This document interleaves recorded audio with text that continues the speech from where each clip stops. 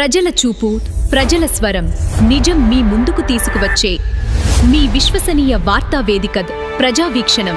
ప్రజల చూపు, ప్రజల స్వరం, నిజం మీ ముందుకు తీసుకువచ్చే మీ విశ్వసనీయ వార్తా వేదిక ప్రజావీక్షణం.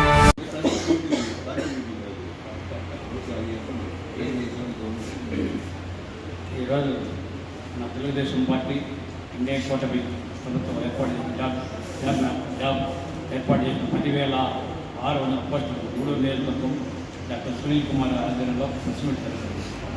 చంద్రబాబుని గెలిపించుకునేదే విద్యావంతులు, మేధావులు.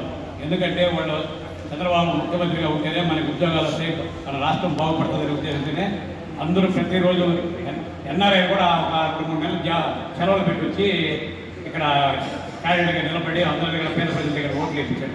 ఎందుకంటే బాబు గారు ఉంటేనే ఈ రాష్ట్రం బాగుపడుతుంది, ఈ రాష్ట్రం బాగుపడాలంటే బాబు గారు ఉండాలని ఉద్దేశంతోనే చేశాడు.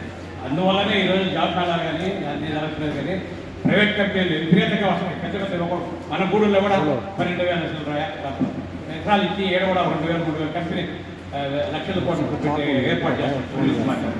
అటువంటి పరిస్థితిలో నిత్యం ప్రతిరోజు సునీల్ కుమార్ గారి, బాబు గారు, ముఖ్యమంత్రి చంద్రబాబు నాయుడు గారి, లోకేష్ బాబు గారు కానీ, పవన్ కళ్యాణ్ గారు కానీ కష్టపడేది విద్య కష్టపడి చదువుకున్నారు. తల్లిదండ్రులని పని చదివించారు. వాళ్ళు ఏ పని చేసుకోవాలి, జాబ్ చేసుకుంటేనే ప్రైవేట్ కంపెనీలో కానీ గవర్నమెంట్ జాబ్ కానీ కొట్టాలా అనే ఉద్దేశంతో కష్టపడి పనిచేస్తారు. అలాంటి ప్రభుత్వం మంచి ప్రభుత్వం కావాలా, మంచి ముఖ్యమంత్రి కావాలా. తెలుగుదేశం పార్టీ 10,000 కోట్లు ఉంటేనే పోలవరం కానీ అన్ని ప్రాజెక్టులన్నీ కంప్లీట్ అవుతాయి. రైతులకైతే అందరికీ, ప్రతి ఒక్క కులానికి, ప్రతి మతానికి సంబంధించిన ప్రభుత్వం తెలుగుదేశం ప్రభుత్వం. అటువంటి ప్రభుత్వం కావాలని కోరుకుంటూ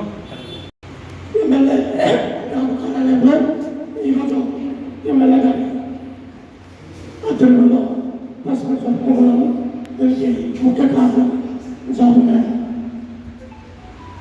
మన రాష్ట్రం వెళ్ళిపోయి 14 సంవత్సరాలు ముఖ్యమంత్రిగా యూజ్ చేసుకుంటే మన రాష్ట్రం బయటపడుతుందని ఆలోచనలో మన ఆంధ్రప్రదేశ్ ప్రజలు చంద్రబాబు నాయుడు ముఖ్యమంత్రి చూసుకోవడం జరిగింది.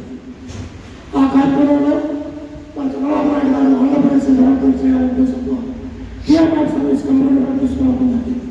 అదేవిధంగా ఎన్నో కంపెనీలు తీసుకొచ్చి డెవలప్మెంట్ చేయాల్సిన ఆలోచనలో కార్యక్రమం జరిగింది. తర్వాత పోస్టల్ శాఖలో 2019లో జగన్మోహన్ రెడ్డి గారు ప్రభుత్వం రావడం, వచ్చిన కంపెనీలు భయపెట్టడం, వాళ్ళు ఏ విధంగా ఇబ్బంది పెట్టారో ఆంధ్రప్రదేశ్ ప్రజలందరికీ తెలుసు.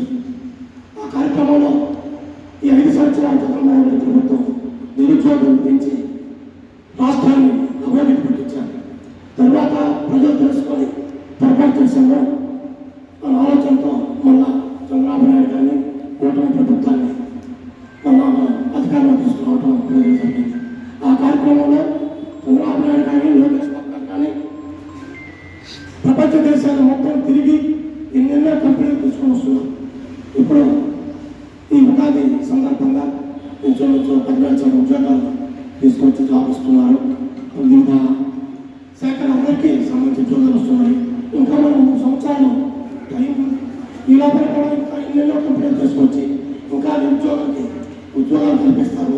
అందువల్ల ప్రజలందరూ గుర్తుంచుకొని మన ప్రభుత్వాన్ని మన పరిస్థితులను తెలియజేసుకుంటూ చాలా